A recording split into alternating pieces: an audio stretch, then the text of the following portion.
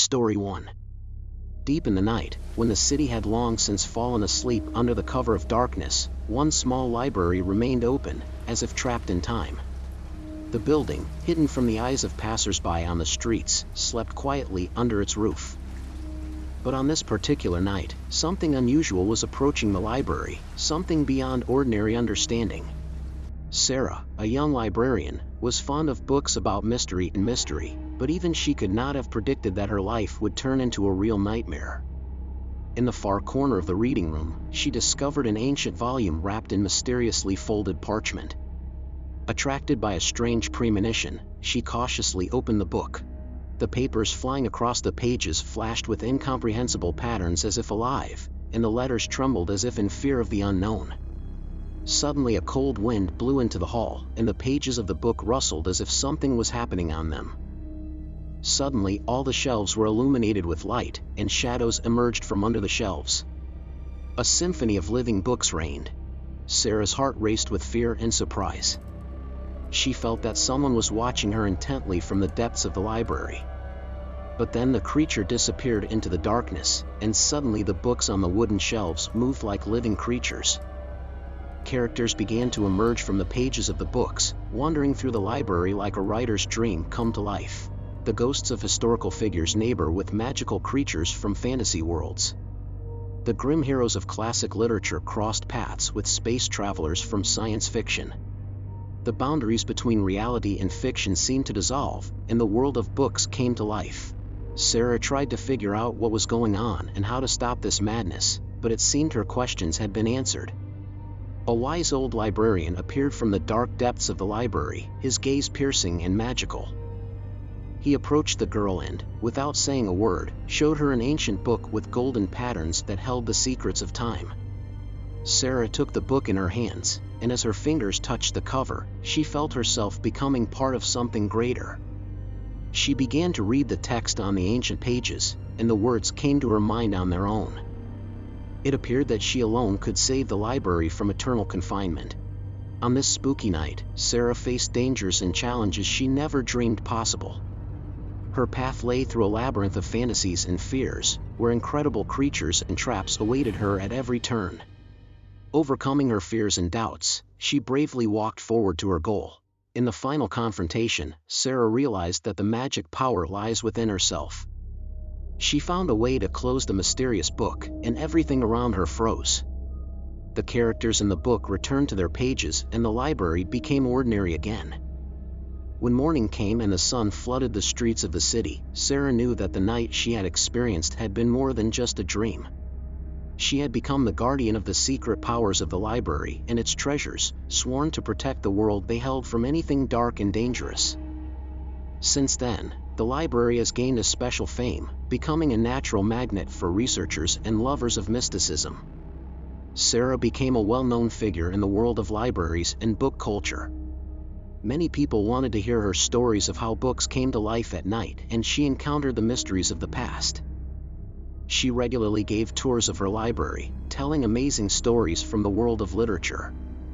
The tour of Sarah's library became popular among the residents of the city, and everyone who visited this unique tour had an unforgettable experience. But it wasn't just the townspeople who were intrigued by the story of the library. News of the living books spread around the world, attracting the attention of paranormal and magic researchers. Sarah was invited to conferences and conventions, where she talked about her experiences and shared her knowledge of mystical events. One day she was invited to an old mansion that was famous for its mysterious stories. The mansion was considered cursed, and many people were afraid to visit it.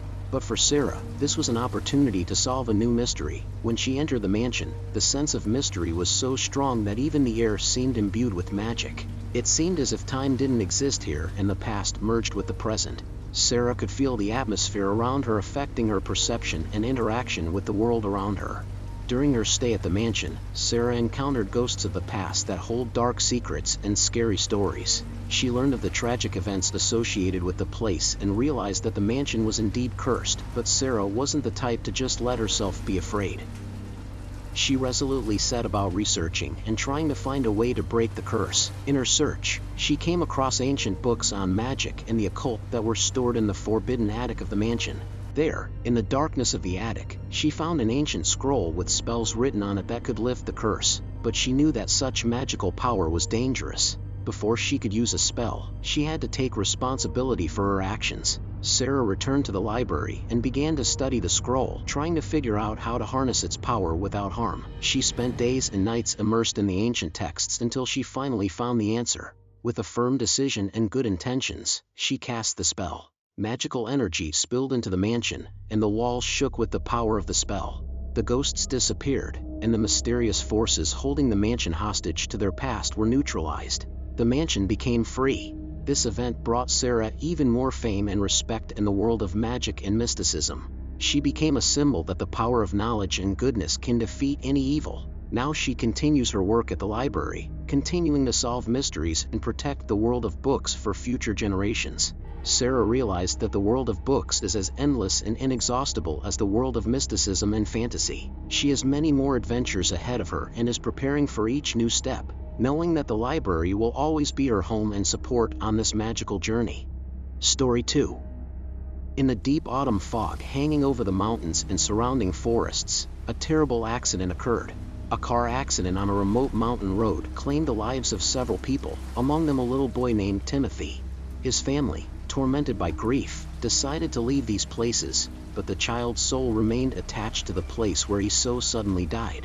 Complete alienation and longing filled his little heart, and from then on he became a ghost, thirsting for revenge. Years passed and the mountain road became a deserted place. After the tragedy, rumors began to spread about mysterious accidents that happened to everyone who passed along this road. Some cars collided with invisible obstacles, others suddenly lost control, disappeared around corners, leaving behind only broken remains. Locals began to avoid this section, calling it the Road of Little Timothy. One day a couple of young hikers, Christina and Michael, decided to take a trip through the amazing mountains. Despite warnings about ominous events on the mountain road, they stubbornly decided to go there to feel the atmosphere of mystery.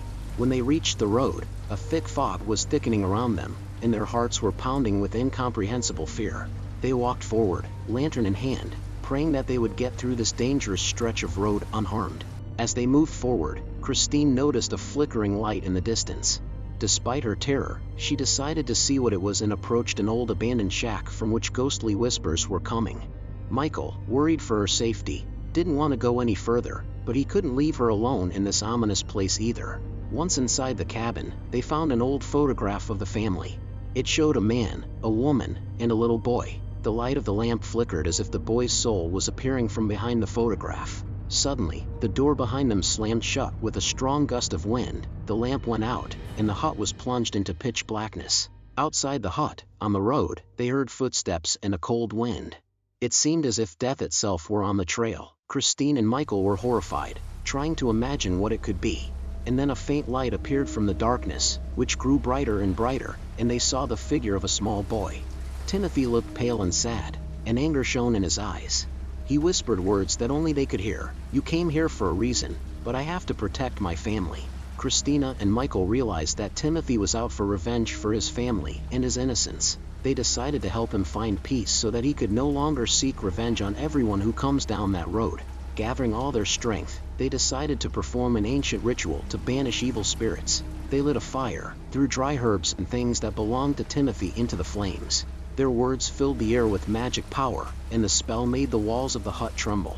Timothy approached them slowly, their gazes meeting, but instead of anger and longing, there was understanding in his eyes. He realized that he no longer needed revenge. He was ready to let go of his troubled soul and go where there was peace and quiet.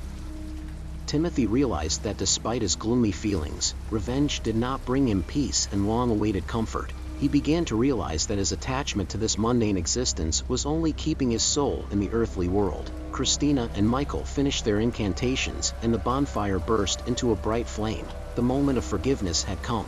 They walked over to the boy and took his hands. A slight shiver ran through his body, as if he felt the touch of people after so many years of loneliness. "Timothy," Christina said, "we want to help you find peace. We understand your pain, but revenge won't make you happy. Let your soul be set free and go to a place where there is no pain and suffering." Michael added, "We are all your friends, even if we are from another world. We want to help you. Let go of our hand, and let the light lead you on your next journey." Timothy nodded as if he understood every word, though no sounds came out of his mouth. He let go of Christina and Michael's hands, their fingers merging in the air, but they still felt connected to the little ghost. Slowly and weightlessly, Timothy began to rise above the ground, as if his soul had found long-awaited wings. Christina and Michael watched him walk away into the fog until his figure disappeared from sight. The fog began to clear and the mountain road became brighter. Christina and Michael's hearts overflowed with a sense of peace and tranquility. They realized that Timothy had finally found his place in freedom. Now that his soul had been set free, the mysterious accidents on the mountain road had stopped. Timothy had no need for revenge because he had found peace in his heart. Christina and Michael returned to their world, but they never forgot that sinister experience. They became even more cautious and respectful of the mysterious forces that lurk in this world. Since then, the mountain road has become a place where people come to see the beautiful views and experience the natural world. And now another ghost lives here, bringing light and peace between the living and the dead. The legend of Timothy has become a cautionary tale for all who walk this road. It reminds us that even in the darkest moments of life there is hope for salvation and reconciliation, and that revenge will never bring true happiness, but will only prolong the cycle of suffering. So ends the terrifying ghost story of a little boy who died in a car accident and now, freed from the burden of revenge, can find peace and quiet. Perhaps it will help us to see much more than just the world of mystical phenomena, and teach us to appreciate every moment spent with near and dear ones.